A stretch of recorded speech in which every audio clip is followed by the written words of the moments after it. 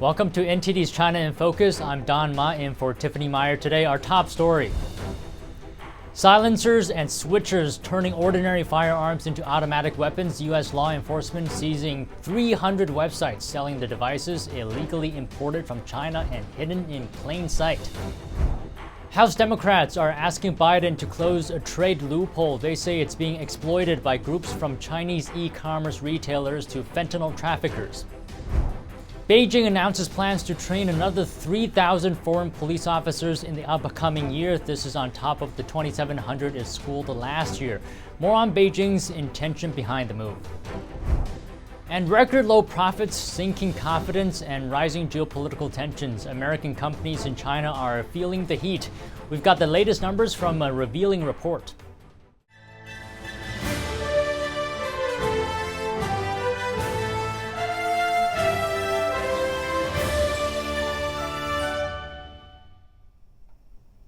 A major bust on illegal gun conversion devices. U.S. authorities seized over 350 websites selling gun silencers and switchers from China. These are devices that can turn ordinary firearms into deadly automatic weapons.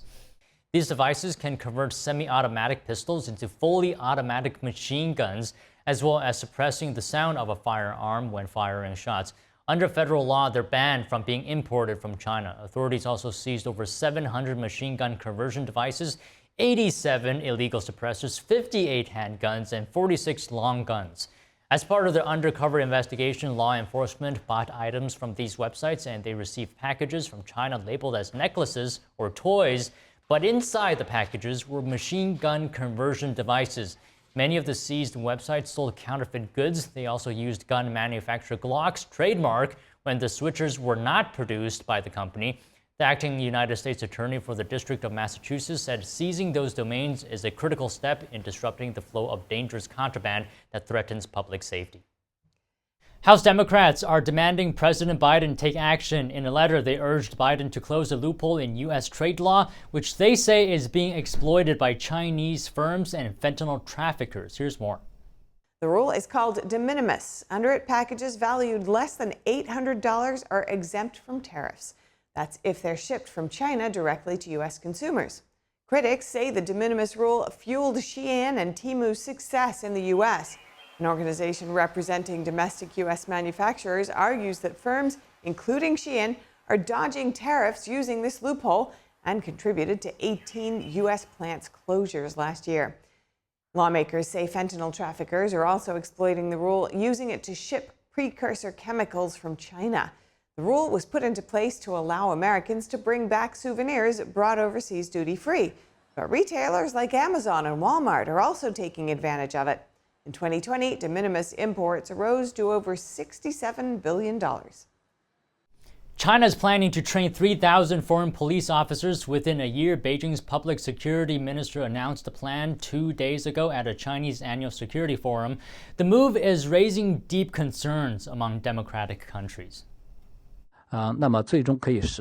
This could ultimately allow Beijing to gain greater political, military, and diplomatic benefits in the countries where they are located. For example, in many small island nations in the South Pacific, the Chinese Communist Party has used police cooperation to gain control over uninhabited islands. This has significant strategic importance for the Chinese Communist Party's expansion in the entire Pacific, particularly the Western Pacific. Tang also pointed out that overseas police cooperation will likely serve as a foothold for Beijing as it works to build up its influence abroad. It could also allow the Chinese regime to extend transnational suppression, which is both illegal and undermines the sovereignty of other countries. Beijing said its public security ministry has trained 2,700 overseas police officers over the past year and has pledged to send police consultants as well as working units to train foreign police forces, as well as to conduct joint patrols with them. China also highlighted a selection of policing equipment available for the 122 attendees to purchase at the Security Forum. Those China's latest facial recognition software and armored vehicles were included in the showcase. This security forum is part of Chinese Communist Party head Xi Jinping's 2022 initiatives. On the list are efforts to boost Beijing's global standing, expand its presence, and even overturn the U.S.-led world order. Australia's Pacific minister said back in February that there should be no role for China in policing the Pacific Islands. U.S. law enforcement also cracked down on an illegal Chinese police station hidden in Manhattan's Chinatown last year. The House passed 3 China bills on Wednesday, but the White House appears to have other ideas and objected to all of them.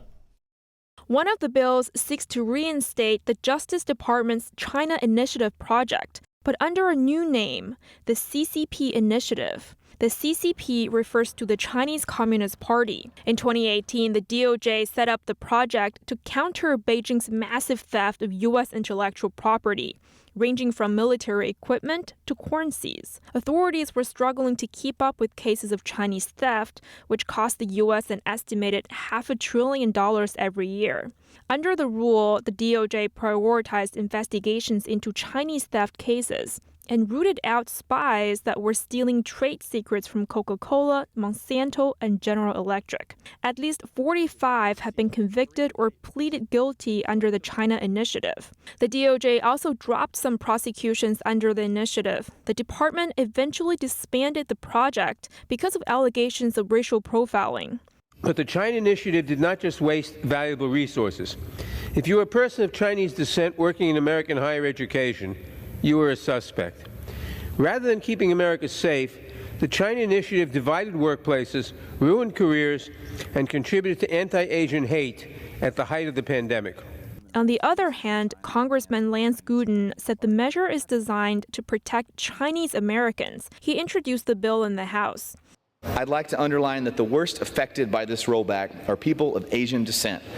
People of Chinese origin in the United States, especially Chinese American citizens, are identified and disproportionately targeted by the CCP for their schemes. The CCP ruthlessly targets and harasses people, especially those who refuse to bow down and are considered dissidents.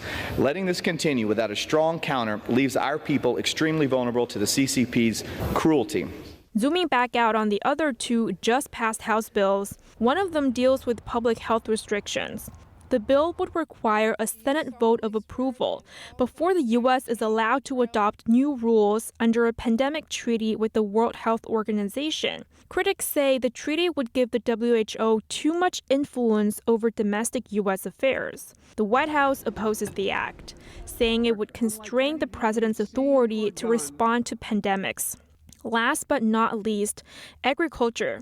The 3rd bill passed by the House requires an agency called CFIUS to review all foreign purchases of farmland. CFIUS reviews foreign investment deals, and it can recommend that the president block a deal if it suspects the agreement could threaten U.S. national security. The White House opposes the bill, calling it unnecessary given current CFIUS processes. The bill comes as Chinese buyers continue scooping up land near U.S. military bases. A former Chinese general bought land near the Laughlin Air Force Base in Texas. It's the largest pilot training base in the U.S. Air Force. American companies are losing their faith in China. That's according to a report published Thursday. Here's a closer look. American companies saw record low profits in China last year. This is based on a survey by the American Chamber of Commerce in Shanghai. Less than half of businesses are optimistic about the next 5 years. Companies said the top challenge was geopolitical tensions between the U.S. and China. On top of that, companies are concerned about China's slowing growth. A record number high of companies cut their investments last year. The Chamber of Commerce said that many businesses are now directing their investments to other regions, like Vietnam, for example. The report came a day after the European Union Chamber of Commerce in China published its report, which shared similar sentiments. Coming up, in 2 separate hearings, the House Foreign Affairs Committee zeroes in on the Chinese regime's influence in Africa and around the globe. We have highlights from Capitol Hill. The African continent is ground zero for the CCP with its manipulative Belt and Road Initiative, crippling debt trap diplomacy. Top tech execs from Google, Microsoft, Meta, and more will testify next week before the U.S. Senate on election threats. More on some of the possible dangers. And chaos in southern China. Homeowners face off with police after a bid to form their own homeowners association.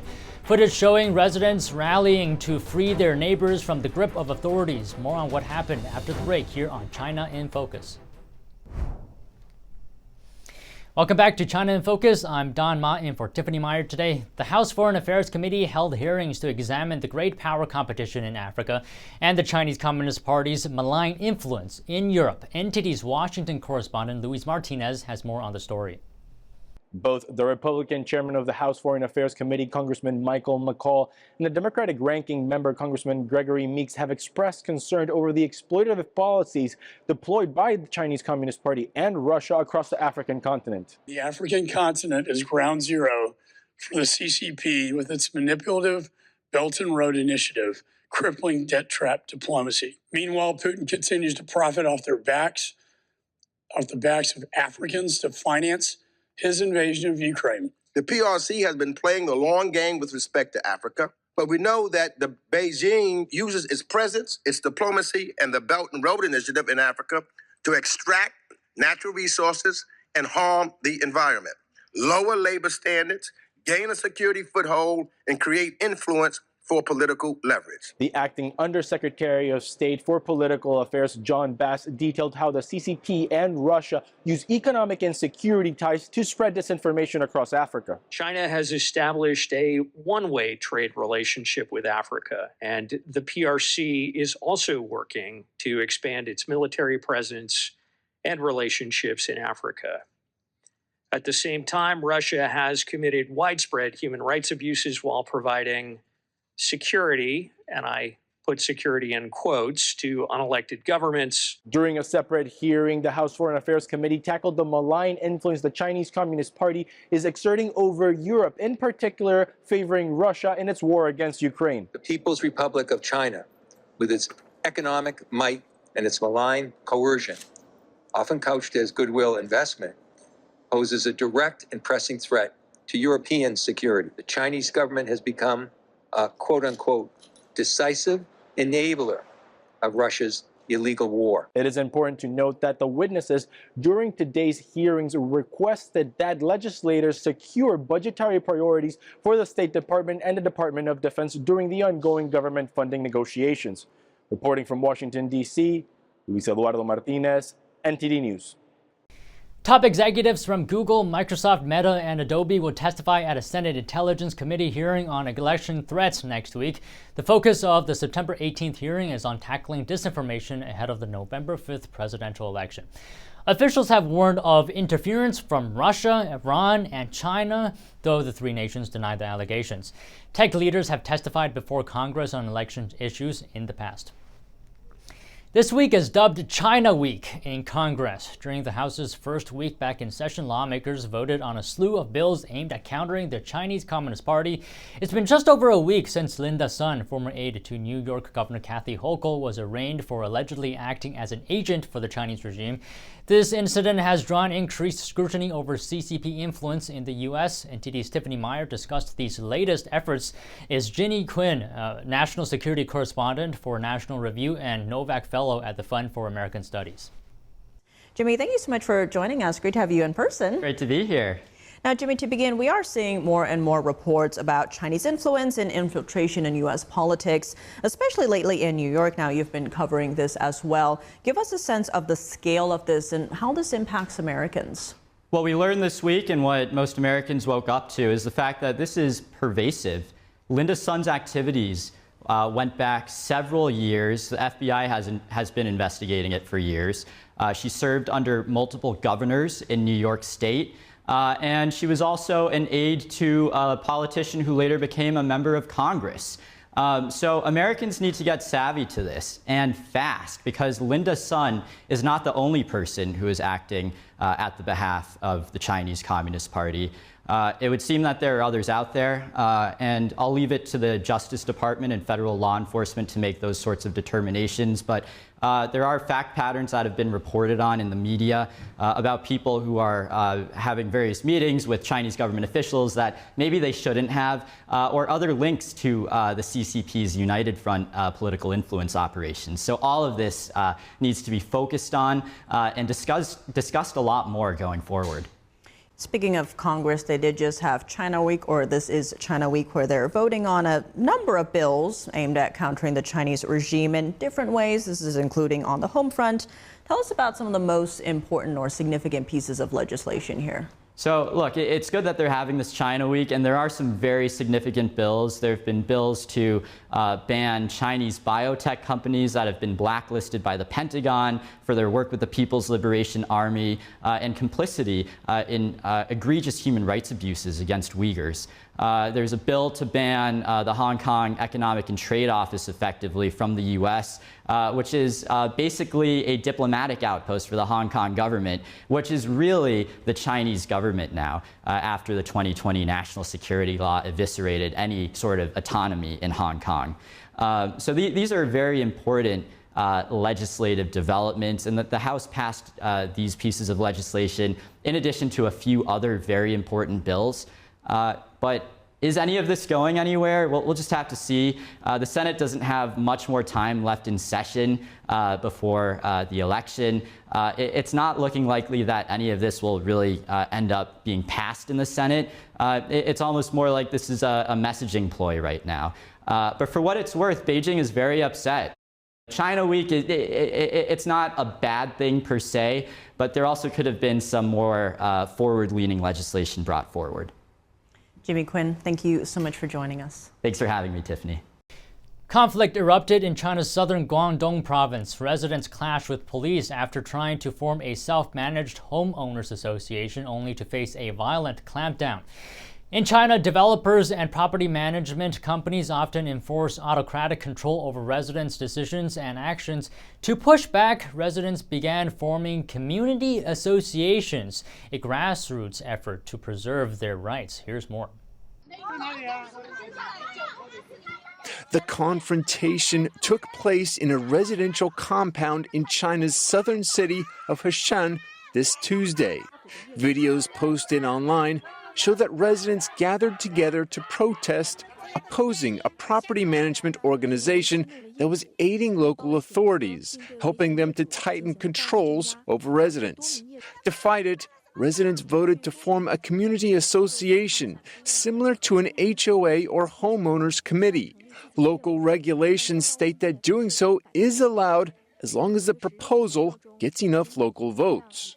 But according to social media posts, police and the property management organization clashed with the residents, even though they had enough support and were within their rights. The police also arrived on the scene and launched a violent crackdown.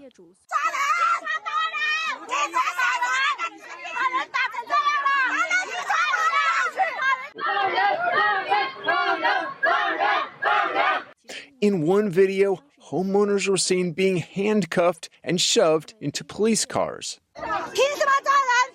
Why are they being arrested? Did they break the law? What law did they break? Video also shows the police knocking several homeowners to the ground and beating them. The attackers included both uniformed officers and what appeared to be masked plainclothes agents. The police violence angered the homeowners. They surrounded a police car, verbally condemned the police, and freed one of the homeowners who had been arrested. In the end, the police were forced to release all detainees, and a seriously injured woman was taken to the hospital for emergency treatment. Despite the violence against them, the residents faced strong opposition from both the property management organization and local community groups. Under the CCP, these groups often enforce state-backed rules and suppress dissent. During the pandemic, Beijing kept much of China under strict lockdown for 3 years, in some cases physically sealing residents inside their homes. At the time, property management organizations and community groups took on key roles. Property managers enforced quarantine measures, conducted health checks, and controlled neighborhood access, while community groups worked closely with police to monitor and enforce rules, like stay-at-home orders and restrictions on movement. In August of 2024, the New York Times published a series of stories alleging abuse within Shenyang Performing Arts. The arts company, whose mission is to revive traditional Chinese culture through classical Chinese dance, is now accused of coercive practices. But many Shenyang artists have spoken out against articles, saying the paper misrepresents them. So what's the real story Epoch Times' Yanya Kellek sat down with those who are most affected to hear their stories. Take a listen. I remember that night, we sat down and started writing the experiences that they've been through over the years, well into like midnight. How could this be happening? Like an environment that has given us so much and helped us grow so much, like why is it getting tarnished like this? We really wanted to speak up and we wanted to, share our stories. Do you have a sense of what elite training looks like? Thank you. Thank you. Thank you. There's this New York Times article that's come out that has painted an extremely different picture. How do you react to that? From my experience, it's quite the opposite. I think it's unjust. You have this wonderful group of people with personalities and their interests, their hobbies. Since I've been here, I got hope for myself. Jumping is easy, right? They watch you, but getting up, you watch. Like jumping up. No, you watch them. You watch because. What's the same for us? They have steps. They go like. I think we're done here. We're actually pretty crazy. Okay, thank you.